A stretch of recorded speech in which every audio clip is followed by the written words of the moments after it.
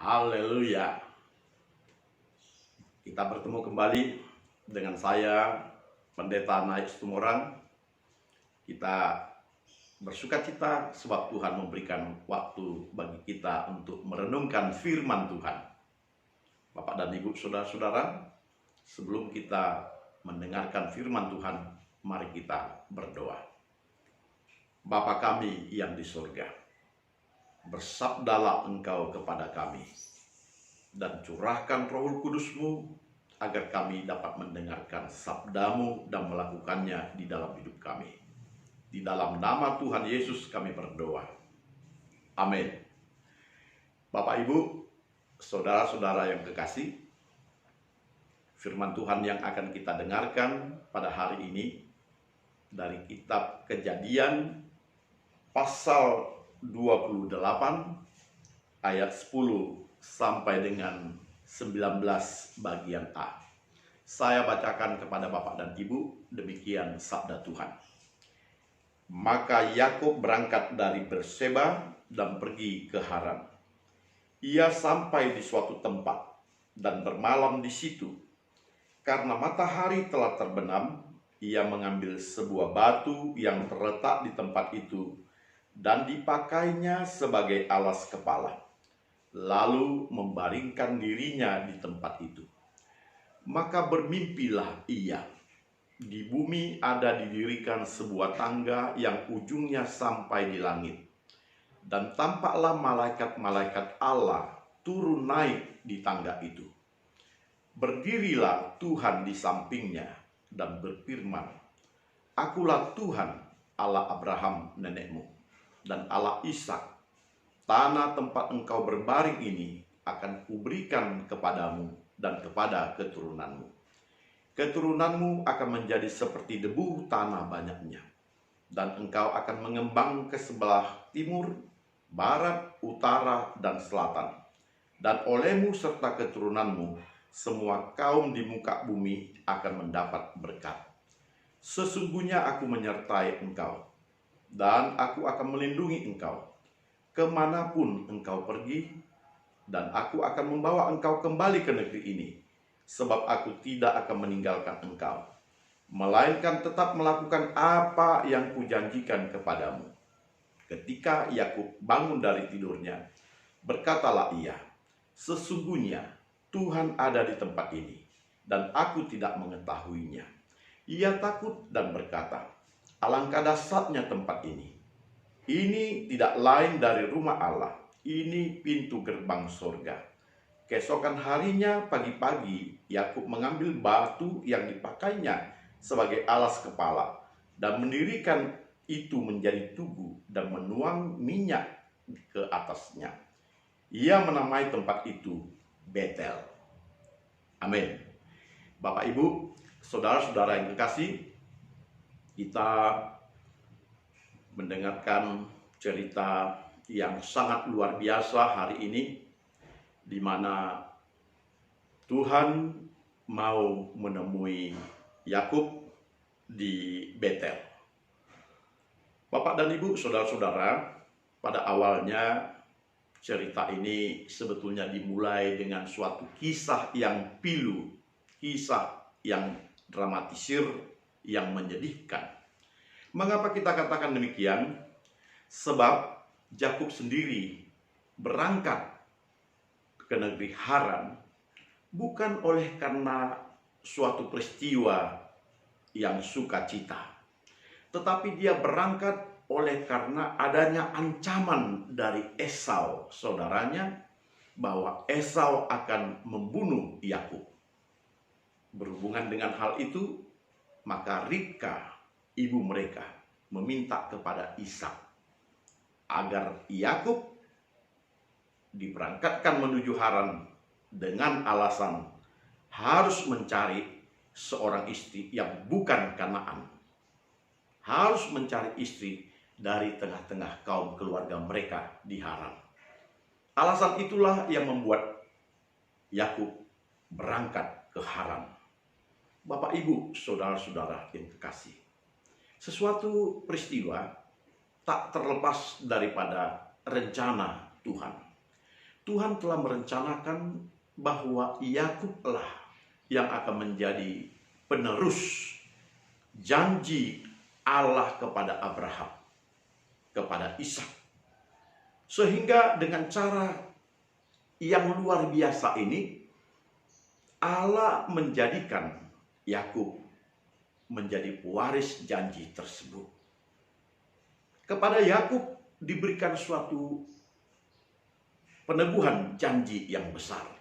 Dikatakan di dalam ayat yang ke-12, bermimpilah Yakub. Di bumi ada sebuah tangga yang ujungnya sampai ke langit, dan malaikat-malaikat turun naik di atas tangga tersebut. Lalu Tuhan berfirman. Kata Tuhan berfirman ini mengingatkan kita, berulang kali Allah mendatangi tokoh-tokoh yang memang dipilihnya untuk menjadi bangsa yang besar, untuk menjadi umat pilihannya. Ketika dia menjumpai Abraham, ketika dia menjumpai Ishak, demikian juga pada hari ini dia menjumpai Yakub.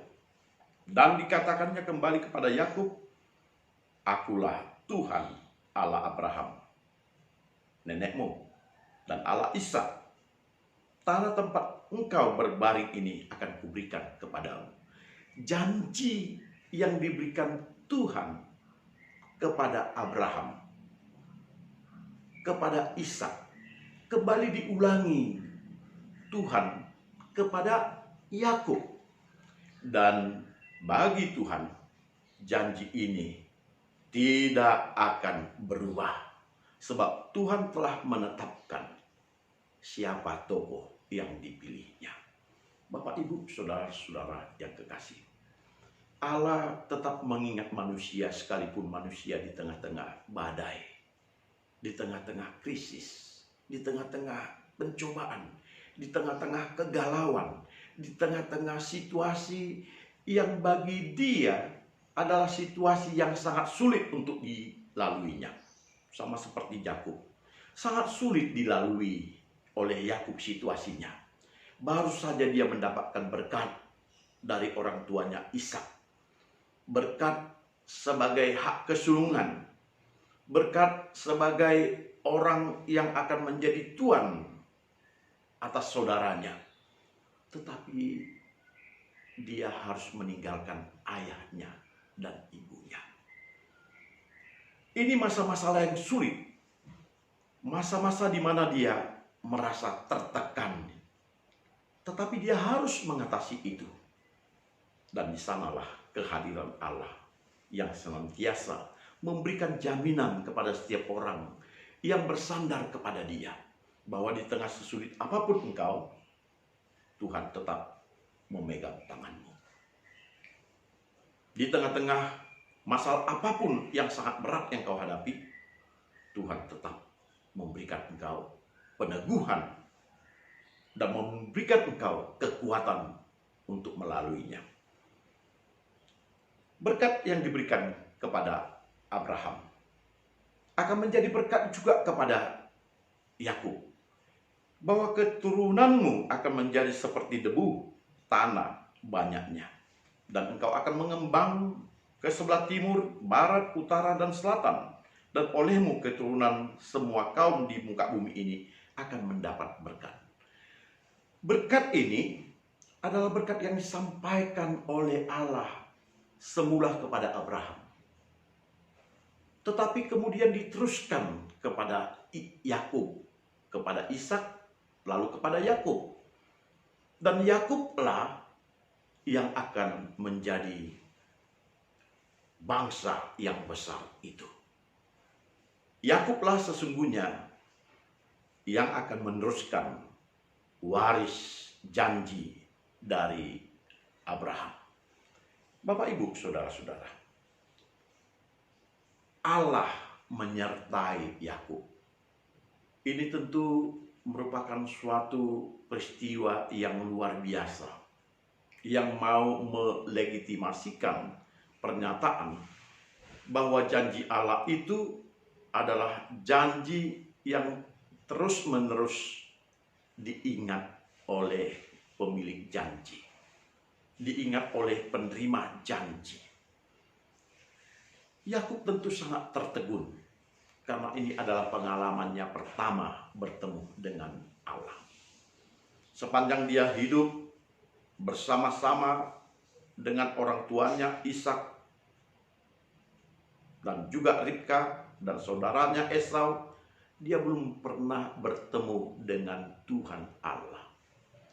Tetapi ketika dia meninggalkan orang tuanya dan menghadapi masalah yang berat itu, ketika dia galau dan kehilangan pegangan, Allah menjumpai dia. Allah meneguhkan dia, sekaligus Allah meneguhkan janji yang diberikannya kepada Abraham tersebut. Bapak, Ibu, saudara-saudara, tentu peristiwa yang besar ini benar seperti apa yang dikatakan oleh Yakub. Alangkah dahsyatnya tempat ini, dan ini adalah pintu gerbang surga. Bapak, Ibu, saudara-saudara, peristiwa yang dahsyat dialami oleh orang yang diteguhkan dan disertai oleh Tuhan Allah. Sebab Tuhan Allah tidak pernah ingkar terhadap janjinya. Sekalipun mungkin Yakub dalam hal ini tidak sampai ke sana pikirannya. Yang dia ketahui bahwa dia telah menerima berkat dari Ishak. Tetapi berkat yang bagaimana? Dia tidak tahu sama sekali. Inilah berkat yang sesungguhnya itu. Bahwa Yakub akan menjadi bangsa yang besar, bahwa keturunannya seperti debu banyaknya, dan negeri itu akan menjadi negeri yang akan didiami oleh keturunannya. Dalam hal ini, Yakub telah memiliki berkat yang sesungguhnya dari Allah. Bukan lagi dia mendengarkan janji-janji Tuhan kepada Abraham, janji-janji Tuhan kepada Ishak ayahnya, tetapi dia sendiri telah menerimanya, memegangnya dengan teguh. Dan di sanalah dia merasakan keyakinan yang teguh itu, sehingga dia mengambil batu yang dipakainya sebagai alas kepala dan mendirikannya menjadi tugu dan menamakan tempat itu Betel. Betel artinya rumah Allah. Bet, rumah, El, Allah. Sehingga Betel, rumah Allah. Bapak dan Ibu, saudara-saudara, pertemuan dengan Allah telah memberikan kepada dia kekuatan yang besar. Kita juga berharap di dalam pergumulan kita, di dalam meneguhkan iman kita kepada Tuhan, kita boleh bertemu dengan Allah yang meneguhkan iman kita. Allah hadir bagi orang-orang percaya. Saya yakin Allah juga tetap hadir bagi kita di dalam hidup kita. Allah tetap hadir dalam pergumulan kita. Dan Allah akan meneguhkan iman yang kita miliki ini. Sekecil apapun iman kita, segalau apapun kita oleh karena peristiwa kita, Allah akan meneguhkan kita. Yang paling utama, tetap komunikasi dengan Allah. Tetap bersekutu dengan Allah. Tetap serahkan dirimu kepada Allah. Dan Allah akan memberkati engkau. Allah tidak akan pernah lupa terhadap anak-anaknya dan orang-orang yang dikasihinya. Sebab Allah mengasihi kita dengan setulus hatinya. Kiranya Tuhan memberkati kita. Amin. Kita berdoa. Bapa kami yang di sorga, terima kasih untuk segala kebaikan-Mu yang telah kami terima melalui cerita Yakub. Mimpi Yakub bertemu dengan Tuhan. Dan kami bersyukur di tengah-tengah situasi kegalauan, di tengah-tengah situasi tekanan yang dialami Yakub, Allah hadir dan meneguhkan imannya. Kiranya Engkau juga hadir di tengah-tengah kegalauan dan di tengah-tengah kegelisahan kami di dalam situasi saat ini. Apapun yang menjadi problema kami percaya Tuhan akan menjawabnya bagi kami. Di dalam nama Tuhan Yesus kami berdoa. Amin. Haleluya.